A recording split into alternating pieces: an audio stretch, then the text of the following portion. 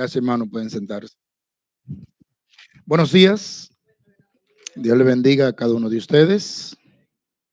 Es un gozo una vez más poder estar aquí en la casa de Dios y pues cantar a su nombre y también pues adorarle, recibir su palabra. Vaya conmigo a Efesios capítulo 1, verso 15 y vamos a leer puestos de pie estos versículos, hermanos.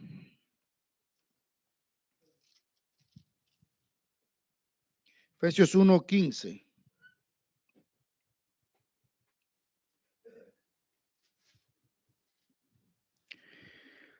Vamos a leer hasta el verso número 19.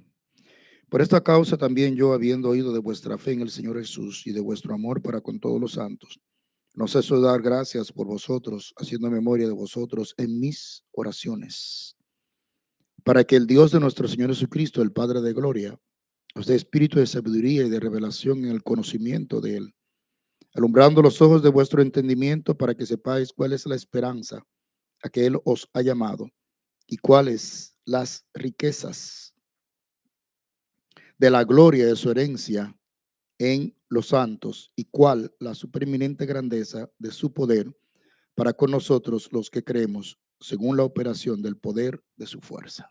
Señor, gracias en esta mañana orando, Señor, que puedas hablar en nuestros corazones, que tengamos oídos dóciles, corazón abierto y disposición para obedecer tu palabra. Enséñanos en nombre de Cristo, Jesús te lo pedimos. Amén. Gracias, hermano. Pueden sentarse. Quiero hablarles esta mañana, hermanos, acerca de lo que Dios espera de una iglesia. ¿Qué espera Dios de esta iglesia? Cuando usted y yo leemos las cartas del Señor Jesucristo enviadas a las iglesias de Asia en Apocalipsis capítulo 2 y 3, el Señor está expresando lo que Él esperaba de su iglesia. A cada iglesia el Señor le habla de su trabajo, le habla de su celo por la doctrina, le habla acerca de su permanencia, su fe, le habla acerca de las cosas que tenían que corregir y plantea qué él quería de su iglesia. Y siempre es importante que nosotros meditemos qué quiere Dios de su iglesia, qué quiere Cristo de su iglesia, qué espera Él de su iglesia. Todos nosotros tenemos expectativas en nuestras vidas, expectativas de nuestros hijos, expectativas en el trabajo, expectativas en el matrimonio, expectativas de la vida, de qué será mañana o no. Pues Cristo también tiene expectativas de su iglesia. No podemos simplemente decir, amén, gloria a Dios, Señor, aquí estamos. Bueno, está bien, pero yo quiero que ustedes den una respuesta conforme a mi voluntad. Yo quiero que veamos aquí en Efesios tres cosas que espera Dios de su iglesia. Primero, que sea una iglesia de oración. Segundo, que sea una iglesia unida. Y tercero, que sea una iglesia transformada. Eso es lo que encontramos aquí en Efesios, en esta carta del apóstol Pablo a los hermanos de Éfeso. Él les habla a ellos acerca de ser una iglesia de oración. Él le habla a ellos acerca de ser una iglesia unida. Él le habla a ellos acerca de ser una iglesia transformada. Dios espera que esta iglesia sea una iglesia de oración. Espera que su pueblo ore.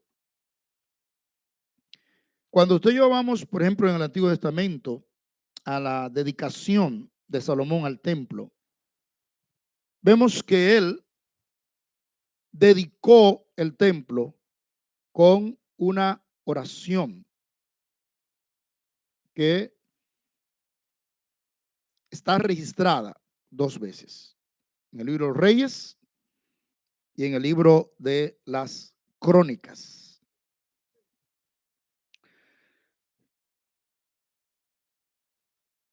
En Segunda Crónicas, capítulo 6, esta oración puede servir para modelo, motivación para nosotros orar. Él está dedicando el templo. Él está con toda una asamblea, todo el pueblo. Una vez que terminó de construir el templo, duró unos 7 años construyendo el templo, hicieron una gran asamblea, todo el pueblo reunido. Y la Biblia dice que Salomón, en esa dedicación, hizo una oración.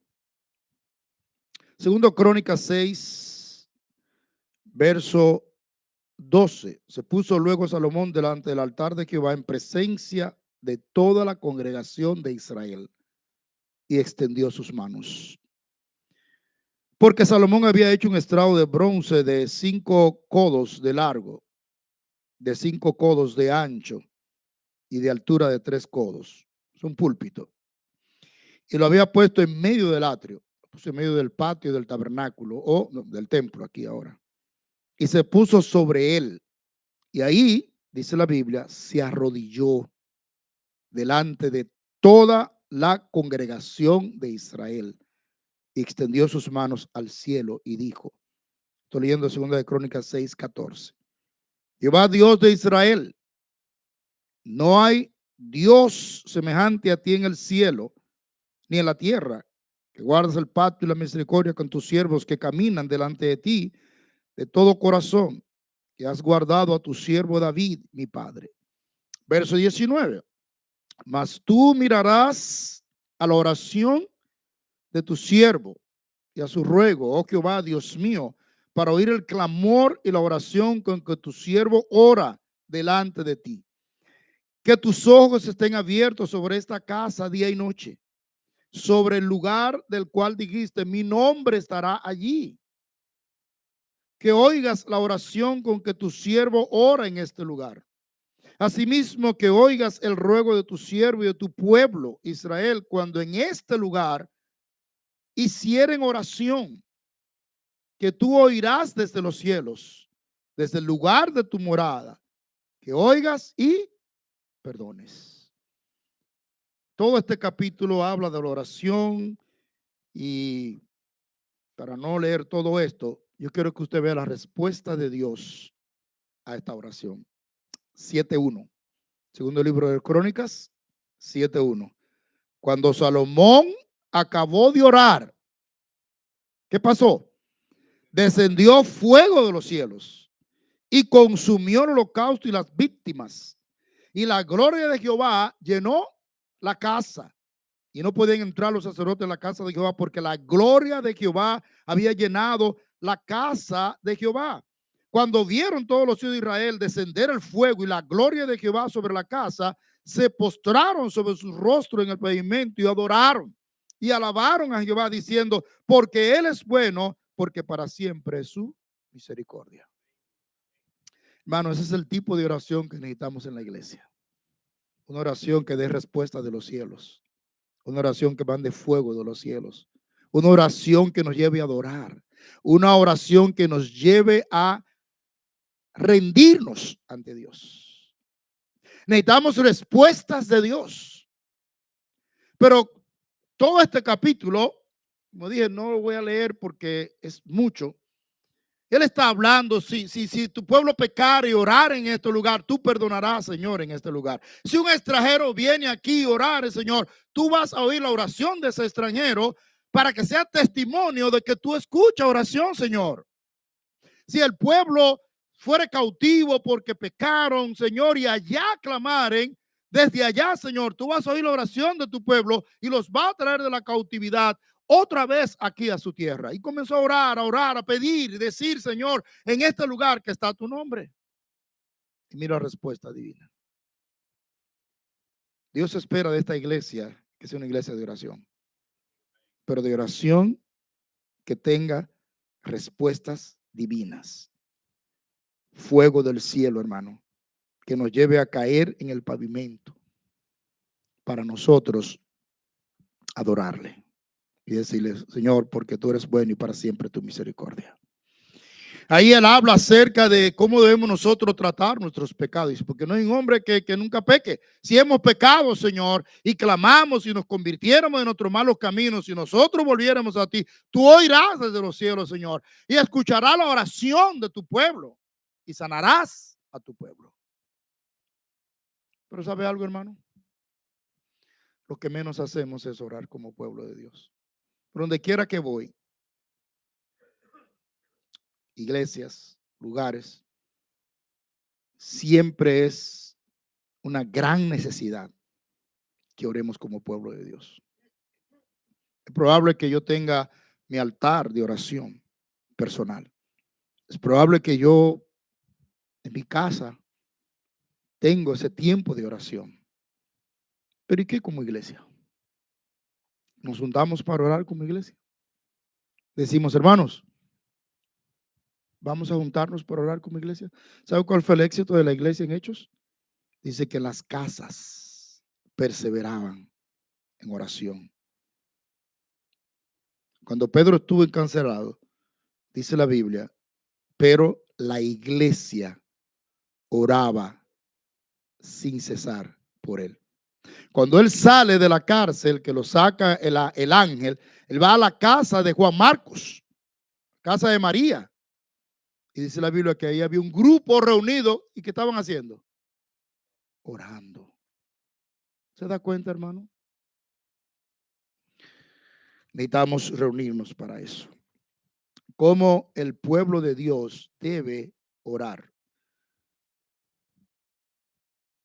El Señor le dice a Salomón, aquí en el capítulo 7, verso 2, y apareció Jehová a Salomón de noche y le dijo, yo he oído tu oración. Estoy en segunda de Crónicas 7:12.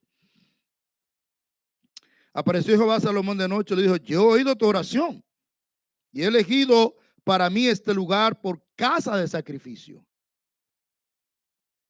Si yo cerrare los cielos, note, para que no haya lluvia, y si mandare la langosta que consuma la tierra, o si enviare pestilencia a mi pueblo, si se humillare mi pueblo, sobre el cual mi nombre es invocado, y oraren y buscaren mi rostro y se convirtieren de sus malos caminos, entonces yo oiré desde los cielos y perdonaré sus pecados y sanaré su tierra. Ahora estarán abiertos mis ojos y atentos mis oídos a la oración en este lugar. Porque ahora he elegido y santificado esta casa para que esté en ella mi nombre para siempre. Mira lo que Dios dice. Dios dice, yo voy a estar aquí. Mis ojos estarán abiertos en este lugar. Voy a esperar que ustedes vengan a orar a este lugar. Dios nos reta. Eso es lo que Dios le está diciendo a Salomón. Dios nos reta. Si ustedes están pasando por necesidades, si ustedes ven que los cielos se han cerrado y hay pestilencia y hay enfermedades y hay necesidades, si se humillare mi pueblo y oraren, yo iré desde los cielos. Entonces él dice, ahora estarán abiertos mis ojos sobre este lugar. Mi nombre está en este lugar. Mi persona está en este lugar. Vengan y oren. ¿Se da cuenta, hermano, por qué tenemos que reunirnos para orar? Dios espera de esta iglesia que en este lugar ore.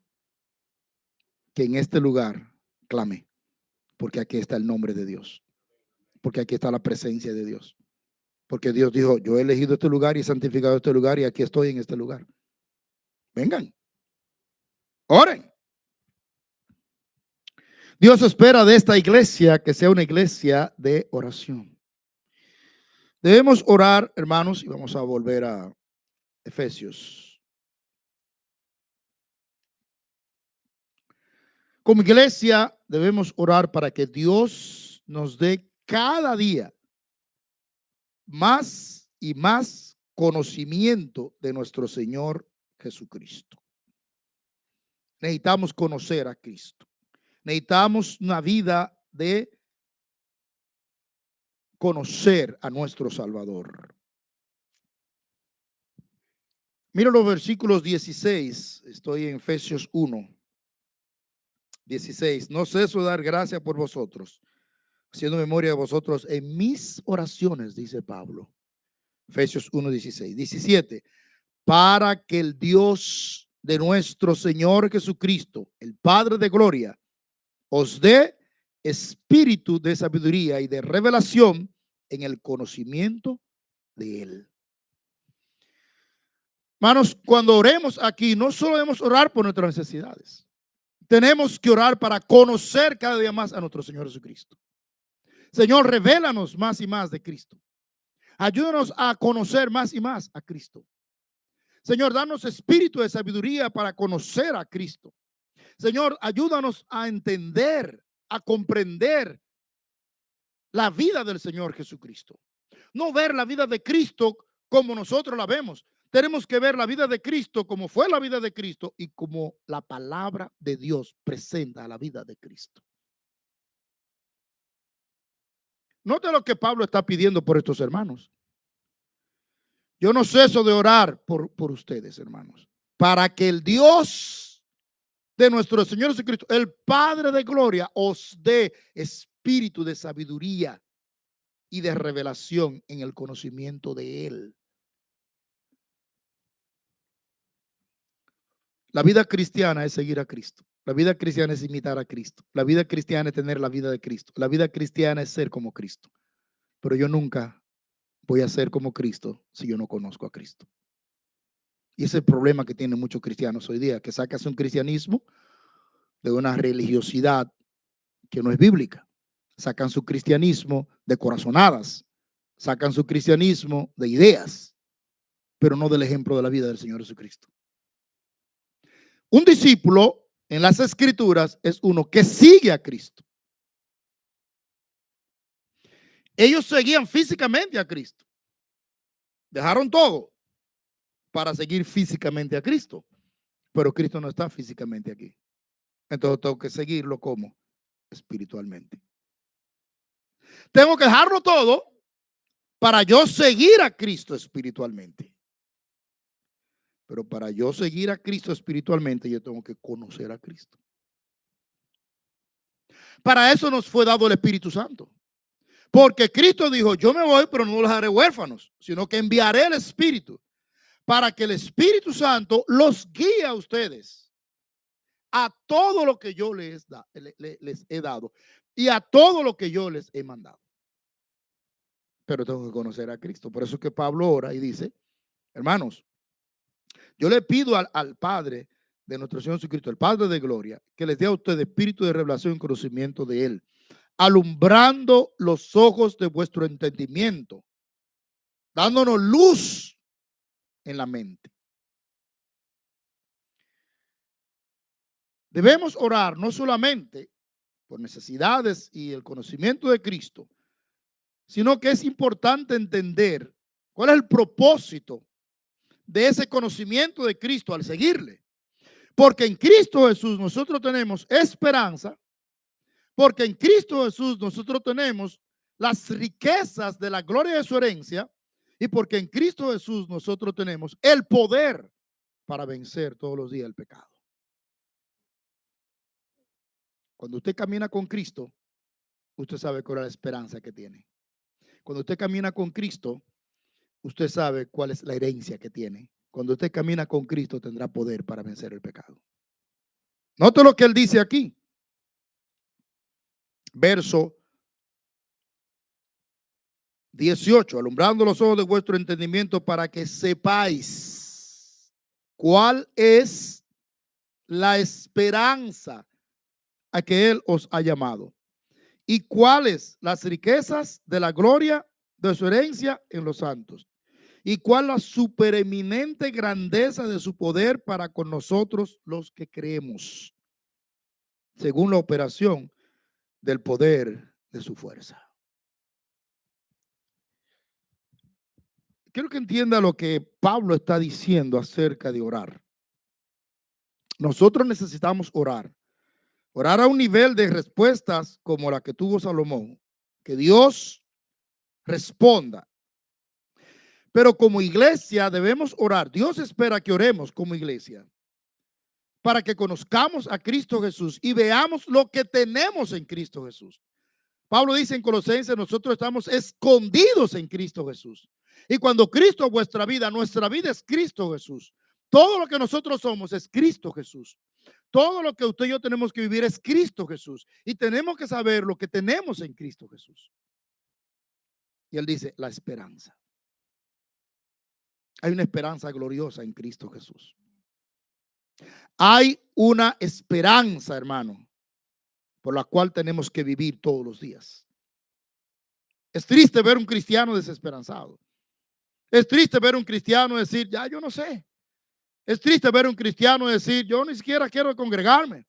Yo ni siquiera quiero ir a la iglesia. Yo ya no quiero ni leer la Biblia ni orar. ¿Cuál es tu esperanza, hermano? Si tu esperanza es Cristo, tú vas a querer continuar. ¿Sabe por qué? Porque Cristo Jesús nos ha prometido una herencia en los cielos. Esa esperanza es que un día yo estaré con Él en los cielos, heredando las promesas del Padre. Pablo dice en Romanos 8, y si herederos, somos hijos de Dios. Y si herederos, somos herederos. También somos coherederos con Cristo. Si es que padecemos juntamente con Él. Para que juntamente con Él seamos glorificados. ¿Cuál es su esperanza? Tiene que orar para que Dios mantenga viva esa esperanza en usted.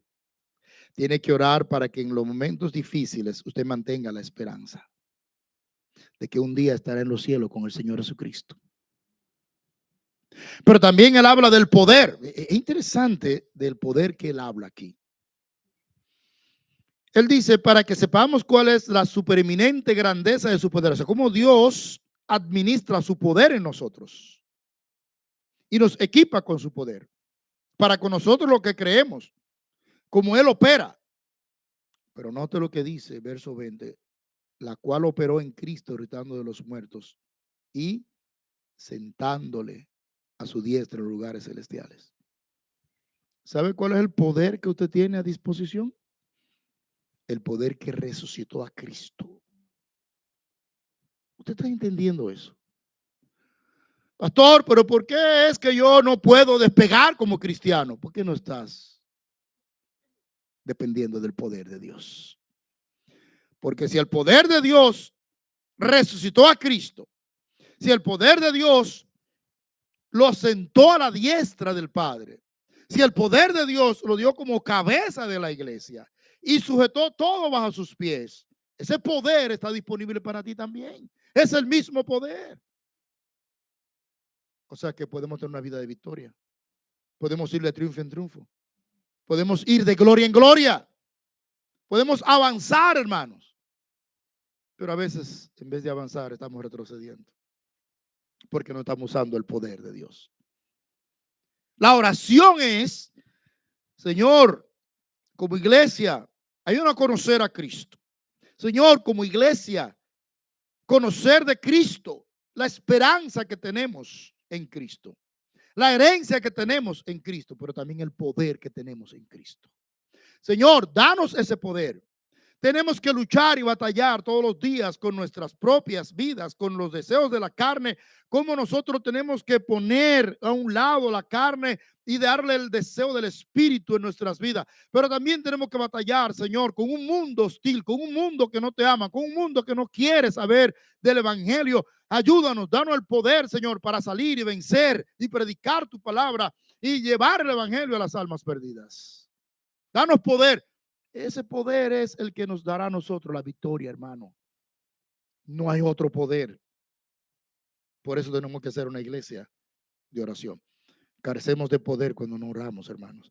Allá en Hechos 4 dice la Biblia que cuando hubieron orado, el lugar en que estaban congregados tembló y todos fueron llenos del Espíritu Santo y hablaban con denuedo la palabra de Dios. La oración es poder, hermano. Y usted tiene que orar hasta sentir ese poder. Tiene que orar hasta ver a Dios actuar, hasta ver a Dios responder, hasta ver a Dios darle respuesta. Tiene que orar hasta ver que viene fuego del cielo. Tiene que orar hasta ver que Dios está actuando, que Dios está trabajando. Tiene que orar hasta ver cómo Dios en su vida trabaja. Tiene que orar hasta ver a Dios trabajar en su iglesia, hermano. No es una simple oración para salir del paso, hermano. Hay que pagar un precio por ese tipo de oración que a veces no estamos dispuestos a pagar. Nunca diga que está cansado para orar, porque siempre usted va a estar cansado para orar. Nunca diga que no tiene deseo de orar, porque siempre usted no va a tener deseo de orar. Nunca diga que el día es difícil para orar, porque usted siempre va a tener días difíciles para orar. Nunca diga que no puede, porque usted no puede. O sea, no tiene sentido eso. La oración es un ejercicio espiritual y orar demanda. Orar es una disciplina. No es sencillo orar, hermano. ¿Por qué Daniel cayó en el foso de los leones? ¿Porque debía $1,000,000 y no podía pagarlo? Por orar, hermano. ¿Entiende eso? Por orar. Le costó caer en el foso de los leones. Algo te va a costar, hermano, cuando tú ores. Jesucristo en la cruz oró. Señor, perdona a los que no saben lo que hacen. Oró. Dios mío, ¿por qué me has desamparado? Colgado en la cruz. En Getsemaní, dice la Biblia, su sudor era como grandes gotas de sangre que caían. Una intensidad orando ahí, no mi voluntad, Señor, sino la tuya. Una turba iba a venir para tomarlo. Y él está orando, Señor, no mi voluntad, sino la tuya. ¿Sabe cuál es mi voluntad ahora cuando venga esa turba? Borrarlos. Pero no mi voluntad, Señor, sino la tuya. Tú quieres que yo me entregue. La oración le va a costar, hermano. Por eso no oramos. Todos aquí estamos convencidos de que tenemos que orar. No hay un alma cristiana que no esté convencida de que hay que orar. La pregunta es, ¿por qué no oramos? Porque cuesta. Tiene un precio, hermano, orar. Aún los impíos saben lo que significa orar. Ellos dicen, oh, yo sí, yo sé.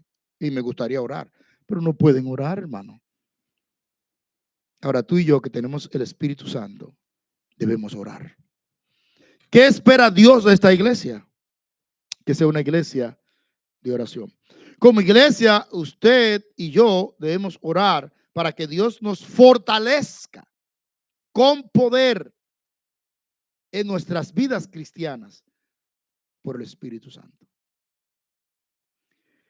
Como iglesia debemos orar para que todos los santos, de manera especial los predicadores, evangelistas, pastores y todos los que de una manera u otra están sirviendo en el ministerio, puedan hacer la obra de Dios. Pablo dice en Efesios 6,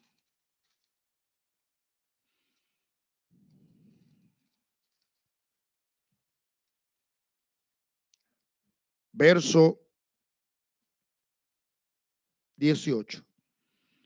Orando en todo tiempo, con toda oración y súplica en el Espíritu, y velando en ello, con toda perseverancia y súplica por todos los santos y por mí, a fin de que al abrir mi boca me sea dada palabra para dar a conocer con denuedo el misterio del Evangelio, por el cual soy embajador en cadenas, que con denuedo hable de él como debo hablar. El pueblo de Dios debe interceder por los hombres de Dios. El pueblo de Dios debe interceder por todos los santos. El pueblo de Dios debe interceder por los evangelistas, predicadores, misioneros. El pueblo de Dios debe interceder para que estos hombres que están en esos ministerios, el Señor los preserve, los use y puedan predicar y llevar la palabra de Dios. Como iglesia, debemos tener una lista de pastores, misioneros, evangelistas, ministerios e interceder ante el trono de la gracia por esos embajadores en cadenas que están predicando la palabra de Dios. ¿Sabe por qué, hermano? Porque es la manera de sostener el ministerio. No hay otra manera de sostener el ministerio. El ministerio se sostiene sobre las rodillas, hermanos. Salomón se arrodilló, subió los brazos al cielo y comenzó a orar. Ora esta iglesia para que Dios supla sus necesidades. Ora esta iglesia para conocer al Señor Jesucristo. Ora esta iglesia para fortalecer sus vidas cristianas cada día. Ora esta iglesia por los santos, por la predicación del evangelio, por los hombres que están llevando la palabra de Dios. Eso es lo que Dios espera de esta iglesia. Esto es lo que el Señor espera de una iglesia. También el Señor espera de esta iglesia que sea una iglesia unida. No solamente que sea una iglesia de oración. Efesios 4, verso 1. Yo pues preso en el Señor os ruego que andéis como es digno de la vocación con que fuisteis llamados, con toda humildad y mansedumbre, soportándoos con paciencia los unos a los otros en amor, solícitos en guardar la unidad del Espíritu en el vínculo de la paz. Un cuerpo, un espíritu, como fuiste llamados a una misma esperanza de vuestra vocación. Un Señor, una fe, un bautismo, un Dios y Padre de todos, el cual es sobre todos y por todos y en todos. Qué triste es cuando no somos unidos, hermanos. Pero Dios espera de su iglesia que sea unida, unida en el Espíritu. La unidad del Espíritu. Pablo le escribe a los hermanos de Corintios y le dice: hermanos, he oído de ustedes que no tienen un mismo sentir. He oído de ustedes que no tienen una misma mente, no tienen un mismo parecer, que hay divisiones, que están con partidarismos dentro de la iglesia, que unos están siguiendo a Pablo, otros están siguiendo a Pedro, otros están siguiendo a Apolos, otros están siguiendo a Jesucristo, están divididos. ¿Acaso está dividido Cristo? Cristo es uno. Los hombres dividen, el Espíritu une. Siga al Espíritu, no siga a los hombres. Cuando usted vea que el Espíritu Santo le marque una ruta, siga la ruta del Espíritu Santo. Pero para eso necesitamos ser sensibles al Espíritu Santo. ¿Y cuál es el contexto donde el Espíritu Santo te guía? ¿Cuál es el contexto donde el Espíritu Santo te une? ¿Cuál es el contexto donde tú sientes que el Espíritu Santo te está llamando a unidad? Fíjense que él dice: yo preso en el Señor. Miren mi condición, hermanos. Pablo estaba preso. Miren mi condición y en base a esta condición yo les ruego, hermanos, que andéis, que viváis como es digno de la vocación con que han sido llamados. Él está diciendo, hermanos, tenemos un modelo de vida y tenemos que vivir conforme a ese modelo de vida, con toda humildad, mansedumbre. Es interesante que primero él dice humildad y mansedumbre y después dice soportándoos con paciencia los unos a los otros en amor. Humildad, mansedumbre y amor para poder soportarnos. La palabra soportar aquí significa cómo yo llevo la carga del otro. Cómo cargamos los unos a los otros. ¿Entiende eso? Si usted está en un lugar y alguien está sacando un mueble pesado y usted lo ve, usted va y le ayuda a llevar la carga. Siente el impulso de hacerlo. O hermano, venga, mire, tenemos que bajar algo de allá. Así venga y 3, 4 hermanos, vamos y bajamos lo que hay allá arriba, hermano. Eso es soportar la carga unos a otros. ¿Me duele lo que le está pasando a mi hermano? Me siento con una carga por lo que le está pasando a mi hermano. Pienso en él. El fin de semana pasado estaba predicando en Convertidos a Cristo. El hermano Valdera me dice, pastor, ore por mí. Tengo un problema en un ojo. Tienen que hacerme un trasplante de córnea. Me hicieron el trasplante, pero quedó mal. Y tengo problemas con este ojo. Hermano, vamos a orar. Yo creo en una oración. Esa misma noche yo comencé a orar por él. Señor, mira al hermano Valdera. Él necesita un trasplante de córnea. Esta es una lista. Esperando. Y usted sabe lo que significa eso.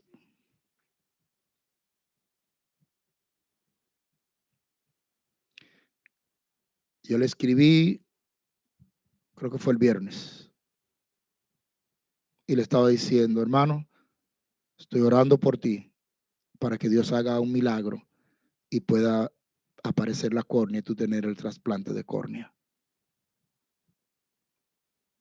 Y me escribió su esposa, pastor, estamos en la casa que ya operaron a mi esposo. Apareció la córnea, fue llamado, lo operaron y ahora estamos en la casa de reposo. Gracias por sus oraciones. Dios escucha oración, hermano. Ahora, ¿quién es Valdera? No, el pastor de Convertidos a Cristo. Bueno, pero a mí no me interesa lo que le esté pasando a él. Cuando viene a ver, tiene ese ojo así, porque Dios lo está castigando. Eso no es lo que dice la Biblia, hermano. Tiene que ver la carga de tu hermano. Déjeme decir lo siguiente, por lo cual también tenemos que tener cuidado juzgando a los demás. Usted no sabe las batallas que tienen los demás. Usted no sabe con qué está batallando esa persona. Usted no sabe cuál es la lucha que tiene esa persona. Usted sabe cuáles son sus batallas y sus luchas. Pero déjeme decirle que así como usted tiene batallas y luchas, así los demás tienen batallas y luchas. Por eso es que la Biblia nos manda a nosotros a orar los unos por los otros, a soportarnos los unos a los otros. ¿En qué contexto? Humildad, mansedumbre y amor. Porque si yo no soy humilde, ni soy manso, ni amo, no voy a soportar a nadie. A nadie voy a soportar. Note que él dice aquí, solícito en la unidad del Espíritu en el vínculo de la paz. Es otro ingrediente importante, hermano. Humildad, mansedumbre, amor, paz. ¿Sabe cómo se logra la paz? Usted cediendo su derecho. Usted dispuesto a decir, ok, yo perdí. Es así. No hay problemas. Yo voy a ceder. Así se logra la paz. Pastor, pero es que usted no sabe el esfuerzo, el sacrificio, la inversión. Olvídate de eso. Necesitamos paz. Esa es la unidad del Espíritu. ¿Qué dice Pablo en Gálatas capítulo 5 acerca del fruto del Espíritu? ¿El fruto del Espíritu de qué? Amor, gozo, paz, paciencia, benignidad, bondad, mansedumbre. ¿Entiende eso? Eso es la unidad del Espíritu, es andar en el Espíritu. ¿Se da cuenta? Cuando yo soy humilde, manso, amo, paz, eso es el fruto del Espíritu. Eso es la unidad del Espíritu. Pero a veces, como dice Pablo allá en Gálatas, estamos mordiéndonos y comiéndonos unos a otros, en vez de servirnos unos a otros. Yo he aprendido en mi vida como cristiano, no como pastor, sino como cristiano, a amar a las personas con sus defectos y orar por ellos, por sus defectos y sus vidas. Yo no voy a pasarme peleando con una persona. Dios espera a esta iglesia unidad en el Espíritu, unidad en la fe, 4:13. Hasta que todos lleguemos a la unidad de ¿qué? De la fe y del conocimiento del Hijo de Dios, a un varón perfecto a la medida de la estatura de la plenitud de Cristo. Tenemos que ser uno en la fe, hermano. Pero la fe aquí no es simplemente el concepto teológico. La fe aquí es la fe práctica. Tenemos que ser una iglesia con una fe de creer en el poder de Dios y que Dios hará las cosas aquí. Tenemos que creer que Dios se va a manifestar con poder en medio de nosotros. Tenemos que creer que Dios va a levantar la iglesia. Tenemos que creer que Dios va a echar hacia adelante de la iglesia. Tenemos que creer que Dios traerá las almas aquí. Tenemos que creer que Dios va a salvar las almas en este lugar. Tenemos que creer que Dios quiere que este faro, que esta luz se mantenga en esta comunidad. Tenemos que creer que somos la iglesia de Dios. Tenemos que creer que Dios va a proveer. Tenemos que creer que Dios nos va a mantener hasta que Cristo venga. Tenemos que creer que Él está con nosotros. Amén. Esa es la unidad de la fe, hermano. Y eso es lo que nos ayuda a nosotros a crecer hasta la estatura de Cristo. ¿Tiene usted esa fe? Déjame decirle, yo le repito, eso no es una fe teológica ni intelectual. No, pastor, yo creo eso, pero tú tienes que estar aquí entonces. Si tú lo crees, tienes que venir y estar aquí. Ah, pastor, pero que usted sabe que yo tengo tantas obligaciones. Bueno, ¿dónde está tu fe práctica? Sabemos que tú tienes una fe intelectual y sabemos que tú tienes una fe teológica, pero esa no es la fe que necesitamos en la iglesia, única y exclusivamente. También necesitamos la fe práctica. La fe que dice, yo estoy aquí porque yo creo. Yo lo voy a hacer porque yo creo. Dios espera a esta iglesia que sea una iglesia unida en el espíritu, en la fe, pero también en el trabajo y el servicio en la obra de Dios. 4:15, sino que siguiendo la verdad de un amor, crezcamos en todo aquel que es la cabeza, esto es Cristo, de quien todo el cuerpo, bien concertado y unido entre sí por toda la coyuntura que se ayudan mutuamente, según la actividad propia de cada miembro, recibe su crecimiento para ir edificándose en amor. Tenemos que trabajar como un solo hombre, hermanos. Tenemos que esforzarnos en el trabajo y el servicio en la obra del Señor. Hermanos, ¿qué es lo que tenemos que hacer? Vamos a hacerlo. Pero hay cosas que dejar para poder hacerlo, hermanos. Hay cosas que dejar. Cuando leíamos ahí Salomón, toda una asamblea Dejaron sus casas, dejaron todo y fueron a la inauguración del templo. Pero esa inauguración no fue un culto de una hora. Por eso estamos, pastor, vamos a inaugurar el templo. Sí, ¿de qué hora a qué hora? Bueno, porque yo tengo algunas cosas que hacer. La iglesia duraron 7 días ahí. ¿Me está escuchando? 7 días. No, pastor, pero eso fue allá. Aquí no podemos durar ni siquiera una hora. ¿Se da cuenta cuál es el problema nuestro? Ese es el problema. Dios da una respuesta, mandando fuego del cielo. Tienen 7 días ahí. 7 días mirando la inauguración, alabando a Dios, glorificando a Dios, cantando, tocando. Tienen 7 días ahí orando, pidiendo, clamando. Pues Dios va a dar una respuesta, mi amado hermano. No, yo vengo al culto de oración. No. Pastor, ¿a qué hora es el culto de oración? No, pero el culto es a las 7. Oh, bueno, llega a las 7:45 y a las 8 se quiere ir. Dios no va a escuchar una oración donde está corriendo. Detente. ¿Le gustaría a usted hablar con alguien que anda corriendo y usted detrás de él corriendo y él corriendo y usted detrás de él corriendo? No, hombre, para, vamos a hablar. ¿Tú andas corriendo? Pues así hacemos nosotros con Dios, hermanos. Quiero decir, si vamos a trabajar, vamos a trabajar. Si vamos a tener un servicio, vamos a hacerlo. En tercer lugar, Dios quiere que esta iglesia sea una iglesia transformada. No tenemos tiempo para leer todo esto, pero que viva cada día según el nuevo hombre, que vive en el amor sacrificial de Cristo, que vive en la luz del Señor, que viva en la voluntad de Dios. Que cada día usted como iglesia entienda la necesidad de vivir lleno del Espíritu Santo. Eso es una iglesia transformada. Nuevo hombre, amor sacrificial, andar en la luz, voluntad de Dios, llena del Espíritu Santo.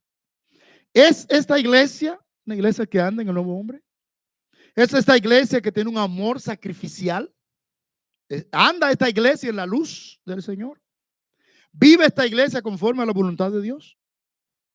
¿Está esta iglesia llena del Espíritu Santo? Eso es una iglesia transformada. ¿Qué espera Dios de esta iglesia? ¿Una iglesia de oración? ¿Una iglesia unida? ¿Una iglesia transformada? ¿Es esta iglesia una iglesia de oración? ¿Es esta iglesia una iglesia unida? ¿Es esta iglesia una iglesia transformada? Padre, gracias por su palabra, gracias por este tiempo, gracias por permitirnos estar aquí orando en el nombre de Cristo Jesús, que tú nos ayude a entender estas verdades y que seamos la iglesia que usted espera. Bendícenos, Señor. Ayúdanos a tomar decisiones importantes como iglesia. En nombre de Cristo Jesús te lo pedimos. Amén.